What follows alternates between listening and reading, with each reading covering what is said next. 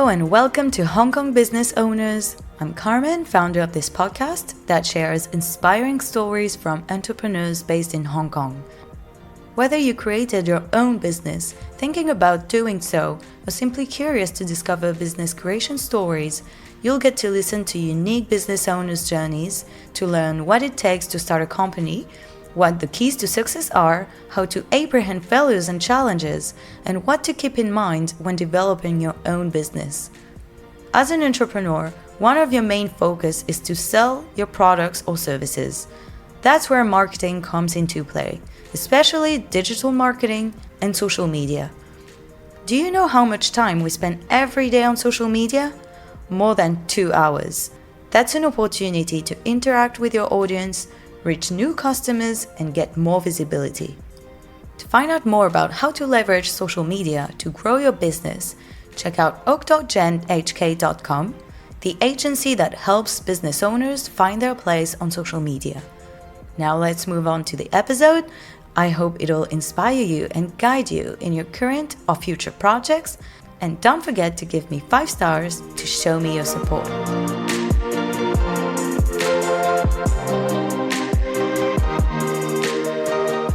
Hello, dear listeners. Welcome to this new episode of Hong Kong Business Owners.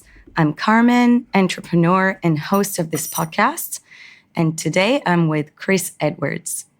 Morning, Chris. Hey, Carmen. Thanks for having me. How are you? I'm just excellent. Tickety-boo. It's great to be back in Hong Kong. Yeah, because you live in Australia, right? Correct, yeah. So you founded Honeycombers in 2008. It's a lifestyle media platform featuring what's happening around the city. So by the city, I mean Hong Kong, Singapore, and Bali. Yeah.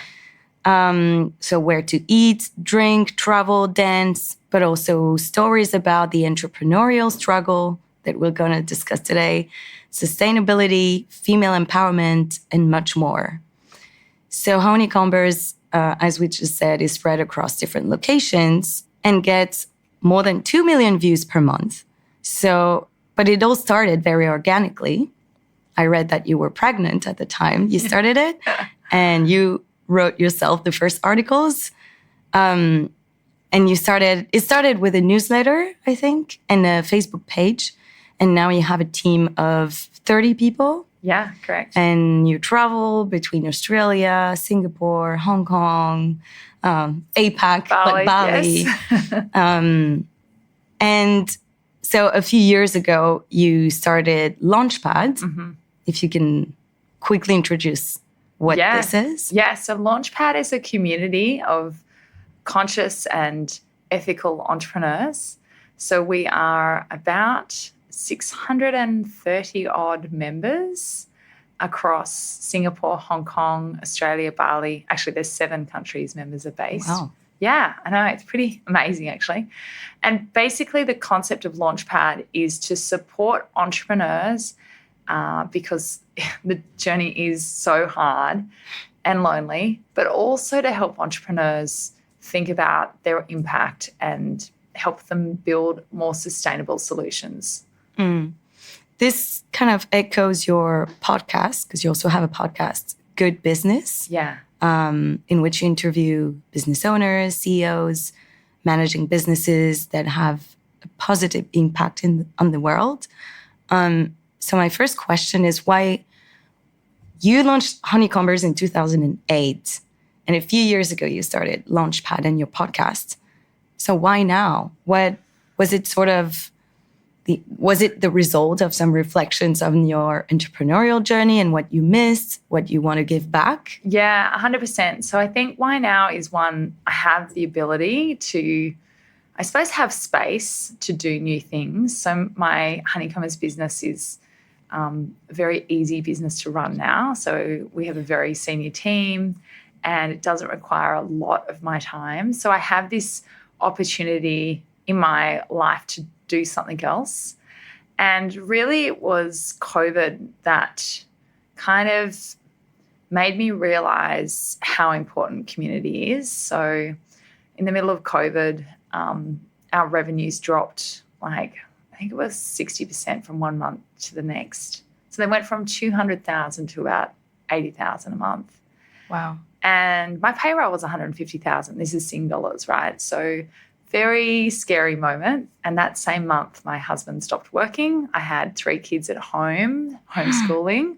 My son was in kindergarten. I had one in kindy, one in year 3 and one in year 6, right? And so my husband and I were both at home trying to work and school. And yeah, so it all happened this same month. But it's funny because, it's not funny, but even though it's been years you started your business, you're never ready for, maybe there are hardships that you can't expect. Oh, yeah, and totally. you still need, after years of entrepreneurship, you still need to be... You still need community. You still need support. You still need help. Yeah. Exactly right. Like, I think when COVID hit, I'd been running my business for 13 years and I'd been profitable I think we've been profitable every year except one, right? So it was a great business, but still it was really scary, that moment. And how I got out of that, I suppose, state of terror was I turned to community and I asked my closest business pal what I should do. And interestingly enough, she didn't give me business advice. She actually told me to go and see a mindset coach. And I went and did a thing called EFT tapping. And now that mindset coach has taught everyone at Launchpad. So like every skill and everything I've kind of, I suppose, found along the way as a tool for myself, I've brought to the community through our masterclasses. So yeah, it's been a real ride, but it's just the most rewarding job ever. Yeah, resilience is much needed in those times. And how did you learn? Because you started Honeycombers, kind of on your own.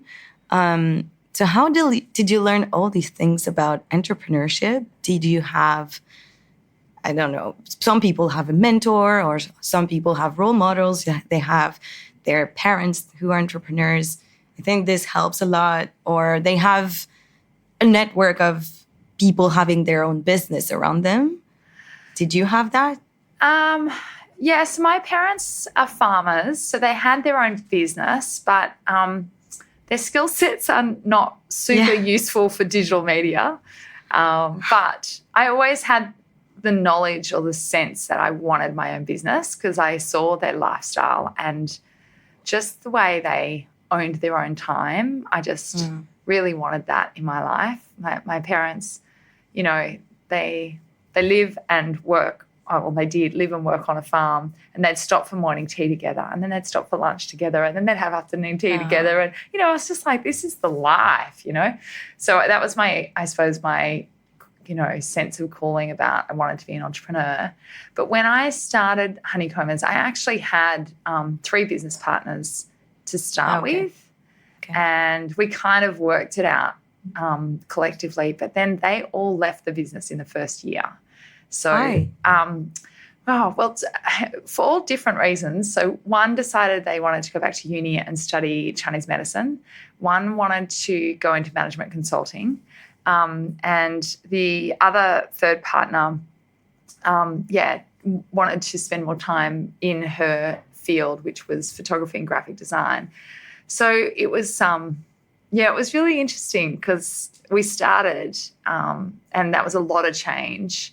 And we launched the site in, it was December 2008, and I had my first baby in August 2009. So it was, it was hectic. It was hectic, but I loved it. I loved the business. I love what it does, which is really just uncovers the best of the city.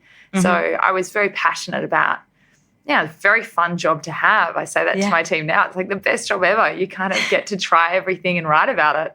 Yeah. So, I've always loved what we do at Honeycombers. And how was the transition when your business partners left the project? Was it scary to be alone dealing with it? Not really, no. More flexibility maybe? Yeah, no, I didn't find it scary. Kind of knew what we needed to do. And it's not a difficult business. I think the big one of the biggest leaps of knowledge that I got from running Honeycombers was the understanding of search engine optimization. Yeah. But that didn't come for another 3 years because it didn't really exist, right? 2008 was really early internet days. Like Facebook only launched in 2007. You know, it's like, oh, really? Yeah, it was a long time ago. Yes, yeah. But yeah, so I've always been someone who enjoys continual learning. So I think that has always helped the process. But it was really hard. I mean, I remember going to dinner parties and literally asking my friends' husbands for advice. And they'd say, come over on Sunday and let me have a look through your numbers. And I'd literally be like, thank you so much, because I don't really know what I'm doing. Yeah. And I didn't have a business coach. And there wasn't, such communities where you could really get the help. So, it was hard. And you just said there were challenges, but it's not a difficult type of business. What do you mean by that? And what type of business would be more difficult? Doesn't mean this is not difficult to build this business, but... Look, I think product-based businesses have a lot more complexity. Managing stock, managing production, managing your COGS, your costs of goods. Yeah, I don't know. I think our business, our core product is really, I suppose it's a service, and my business is really made up of writers and account managers. Yeah. I think there are more difficult businesses than Honeycombers. It's a bit of a dream boat. And so I found out about Honeycombers when I came to Hong Kong almost 2 years ago. And I didn't know you at the time. And I remember, because I was looking exactly for that, like for new restaurants and where to go have drinks with girls. And so now it's fun that we're here. And I was looking at the website and saw that at the bottom, we can see the values. And also, as I'm part of Launchpad, I can also feel that the values are very strong in this community. So teamwork, I think integrity, fun. What was the other ones? Local stories. Yeah. And making an impact. Correct. Well done. Thought you were going to ask me their pop quiz and then yes. No. I didn't want to trap you in this. And this also echoes your podcast, which is about making a positive impact in the world. So why is it so important to you to convey those values? Is it something that you realized over time and you really wanted to focus on sharing the values? Yeah, absolutely. I think I have definitely been shaped by, I suppose, inspiring entrepreneurs and their stories. Like, I've read a lot of books on people that lead companies with a greater purpose than just profit. And I also just have this opportunity to do things differently. And I really want, I suppose, to be remembered for someone who was willing to take risks, but was willing to do things differently and, have a great sense of, it's really around like integrity and trust. Yes. Yeah. I kind of, like, one of the things we have at Honeycombers and Launchpad is we have a 4.5-day work week, and we also have a work from anywhere policy. And these little things are important to me because they're indicators for me to let my staff know that I trust them and they can get the job done. And if they're on top of everything, then, I don't need you to work every Friday afternoon. But it's this sense of trust is what I never got when I was working. Yeah. And I just don't understand why there is this real sense of mistrust between employers and employees. Like, the whole clocking in and clocking out. And, I've even had people say to me, I can put like spyware on your computers so you can check when your employees are working. I'm just like, no. Oh my God, like awful. It's just awful. And people do this. But yeah, I suppose I just want to create an environment where people really love what they do and are proud of who they work for and enjoy work. Mm-hmm. It's such a big part of life, yes. isn't it? Yeah. Especially in Hong Kong. Yeah. But talking about work, you handle a lot of different businesses at the same time. A community with Launchpad, Honeycombers, and the podcast. And I guess you have also other things to handle, and your kids. So, and you're traveling from country to another. So how do you find the balance? And 2 questions here. That was the first one. The second one, do you need to have several projects at the same time? Because for me, for example, a few years ago, I realized I was that kind of profile. And I did some work with a coach to better understand my skill set and what I wanted to do. Was during COVID, so it was the perfect time to do that. And I realized that I could only be fulfilled if I do several things at the same time. Yeah. If I'm only focused on one thing, or if I'm in corporate, I have one job and that's it, then I get bored. Yeah.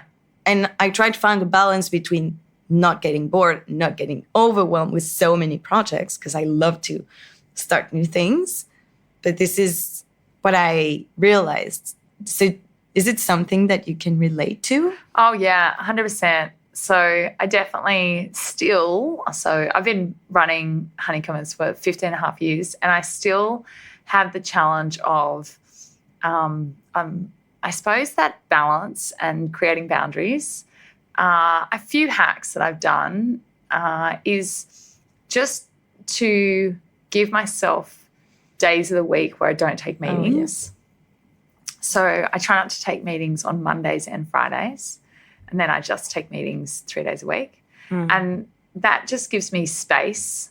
And then the other thing I've done is I've just really dialed into accountability commitments to pursuits outside of work, right? So I play tennis, I do a pottery class. But if I book this stuff into my diary and I'm paid for a course, or I'm going to a, whatever it is, a workshop, then it becomes a non-negotiable. And at the end of the week, I'm kind of happy that I haven't, just completely stuffed my week with work. So just creating that balance is about creating boundaries and knowing what brings you joy. And just mapping out your week so that you can have the most joy and still have time for kids and husbands and cleaning the house. I mean, you don't have that problem in Asia though. But it's all about self-discipline. Yeah. Like, I go to the gym a lot in the week, and I need to go, and there's no excuses like, oh, I have this meeting, or no. Non-negotiable. Yeah. 100%. I think it's good for the mental health. Correct. And it's all about, habits, routine, and just knowing what's going to make you happy. But and I just find calendar planning, like looking at your calendar and blocking in, Pilates. Yeah. So I do Pilates twice a week, tennis twice a week, pottery once a week. That's a lot of extra. The other thing I do is I try and do it all in the morning, because once I get started at work, it's kind of hard to turn it off. So I always do my fun things before I start. So, Cool. And so we earlier was saying that your businesses are kind of spread across the APAC region. Yeah. Also because you live in Australia, so it makes sense. But also, I guess, from a business perspective, it's a strategic choice. And for example, Hong Kong, I think it's attractive for entrepreneurs because it's so easy to start a business, to register a business, the tax. I mean, Come on, it's not bad. Yeah. So why do you think it's a good place in the APAC region? I mean, it's broad, but do you think it's a good place to develop a successful business? Because I see how the world evolves, and I see Europe, for example. I'm French, so I see what's happening in France, and I'm happy I didn't start my business there, even if I love this country. But I see things are moving, and the influence and the power dynamics across the world and the regions are changing a bit. Yeah, I think Asia is a great place to start a business. One, because it is so easy, but two, particularly Singapore and Hong Kong, they're large population bases that are all very easy to get to. So they're all very centralized. And I also think that if you're a foreigner living in an Asian city, you actually have the ability to see trends before they hit Asia. And you've got, I suppose you've got this advantage where you've got a feet in two countries and you can see a trend before it hits. And that's just massive opportunity as an entrepreneur. Yeah, that's a good point. I don't think a guest ever said that, so I'm glad you brought this up. And reflecting on your journey, do you think there's something you would have done differently? Doesn't mean you have regret, but now that you have all your knowledge and experience, if you look back. Yeah, I would have just trusted myself more.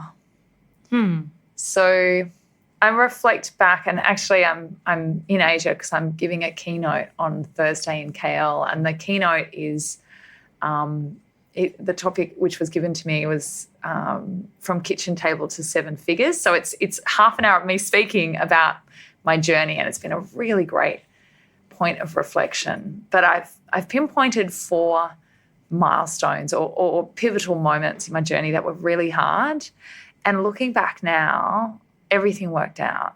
And I think I just wish I just had a little more confidence. And you get that as you get older. But everything, as long as you're committed and you're passionate and you have a bigger why than just making money, then I think most things will work out. And, I think sometimes you can hit a bit of a negative spiral. I've certainly done that a few times where you're just almost in a panic state and you're just thinking, what if the worst case? But what if the worst case on the worst case? Yeah. And sometimes you do need to have a worst case scenario.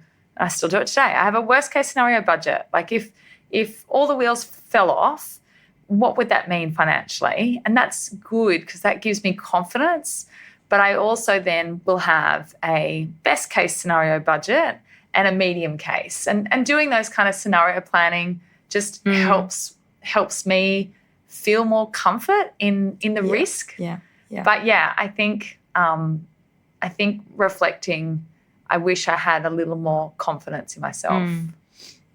Did you have the kind of the imposter syndrome? Oh, yes. I mean, God, I think everyone's got to have that. If you don't suffer from imposter syndrome, then you're actually a freak. Or a narcissist. But I mean, when I started Honeycombers, I did it all anonymously. So I didn't put my name to it because I thought, who am I? This Aussie girl who'd lived in Singapore for 12 months. How could she be someone who could write a guide to the city? I mean, it was so stupid. I literally spammed all my friends and didn't put my name on the email. And everyone's like, I don't know what this Honeycombers thing is. I mean, it's illegal what I did now, but it's just imposter syndrome. So I get it. And now looking at the future, what's your next big achievement? I mean, with Honeycombers, but with also maybe with Launchpad.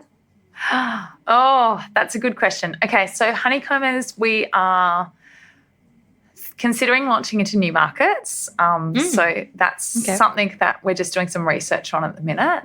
And Launchpad, I think we've just growing the membership. We're really keen to grow new members in Hong Kong, in particular. So we've been going here for about 2 years, and we just really want to welcome new members. And then we have also launched into Australia. So there's a lot going on at Launchpad. But yeah, and then also I think one of my other big goals in the next 4 years is my kids are 14, 12 and 9, and I actually just really want to spend a lot of time with them. I feel like I've only got 4 years left before my daughter leaves me forever. So I really want to spend a lot of time with her and with the boys, because I just feel like I don't have very long to be their parent. You know, I think they're going to fly the coop, and I've always just wanted to never feel like I wish I didn't work so much. So I do have a big, I suppose, balance check in there that I need to kind of keep as my top priority. Yeah. Do you talk about your work at home with your kids, for example? Yeah, absolutely. Do you think maybe they might do something entrepreneurial project someday? Or do you know, I really hope they become entrepreneurs, because I've loved being an entrepreneur. I look at my friends in corporate jobs and I just think they're missing a trick. You know, I just love the lifestyle, and I love the excitement. I love the passion. But, you know, if they decide it's not for them, I get that too. But yeah, I've definitely been encouraging them to even have little hobby businesses as kids. I bought my daughter a square machine the other day because she sells candles and she just loves tech. So she's like, ooh. So yeah, I've really enjoyed the entrepreneurial ride. Interesting, because last week I interviewed another guest and he told me that his dad was an entrepreneur, and his dad told him, don't be an entrepreneur. It's too difficult. There are too many challenges. It's like very stressful. And then he ended up being an entrepreneur. No surprise. And I asked him, what would you tell your kids? And he said, I would tell the same thing as my dad. Don't be an entrepreneur. I think that's interesting in that, compared to what you tell me, the vision that he has. Like for him, he knows it's a lot of challenges, and he doesn't wish this for his kid. Oh, but challenges, I just love the challenges, right? Too. So I don't know. I suppose it depends on how you view the challenges and whether it excites you. And, you know, I like being kept up at night thinking about things. I mean, it's interesting, and At least it gives you, I don't know. Purpose. Yeah.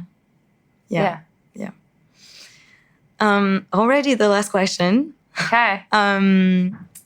Do you have any tips to share with other entrepreneurs, or lesson that you learned that you'd like to share with them, or also future one aspiring to start their businesses?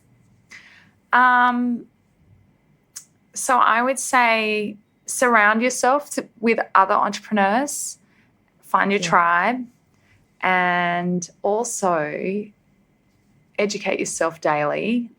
And there's so many great podcasts to listen to, and podcasts is my number one way that I can, podcasts and books. But yeah, there's so much great content out there for free. Yeah. So just educate yourself continually, surround yourself with the right people, trust your intuition. And the last one would be take action. Yeah, like that. I like the being curious part. I think that's really something I see that is common to many entrepreneurs. Yeah. Even if they have a business in F&B or fitness, whatever, they're not only interested in that. They're curious to discover other business models or meet new people. There's this this will to know more and learn all the time. Yeah. I think to feed your thoughts with that, and then you can be more creative, I think. Yeah, absolutely. Absolutely. I think you need, stay curious, but also just make use of those moments when you're folding the washing or walking the dog, or, there's so much time in our day where we can just be absorbing great ideas or thoughts, and there's so much fantastic entrepreneurial content out there. Yeah, I agree. Well, thank you so much, Chris. Thank you, Carmen. It's been delightful. Yeah. So nice. It's been it went very fast. Thank you for sharing your experience, your vision. I hope the listeners will be inspired as well. And so whether you're an entrepreneur or not, and if you live in Hong Kong, Singapore, or Bali, you can check out the honeycombers.com. But if you are an entrepreneur and you want to become one, then Chris, can you? Yeah, well, Carmen, I think you should put a link in your show notes. Yes, I will. But yeah, it's the launchpad.group. And I think if you use the link on Carmen's show notes, then Carmen, we have a wonderful referral campaign. I haven't told you about this. Oh. But yes, Carmen will get paid for introducing you to the Launchpad community. So if you want to support this podcast and Carmen, click on the link in the show notes. Oh, cool. Come and check out Launchpad and, come and meet, I suppose, other entrepreneurs and learn with us. We do masterclasses nearly every week, and we do peer mentoring every week and networking calls and events. So, yeah. Cool. Glad. I joined the last masterclass. It was about psychology and the impact of psychology in your business. Yeah, it's very cool. Very insightful. Very insightful. Cool. Well, you'll find all the links in the description of the episode. Thank you so much. Thanks, Carmen. Bye. I hope you're inspired by today's business story. And if you're thinking about running your own business, you might now be one step closer to doing so. If you own a business and you're looking to get more visibility and reach new customers, try the social media pack from Octogen, a monthly retainer to grow your business through social media marketing and optimization. Check out octogenhk.com, the agency that helps business owners find their place on social media. See you in 2 weeks to meet a new Hong Kong business owner, and don't forget to leave me 5 stars to support me and follow me on Instagram at hk.businessowners. Bye!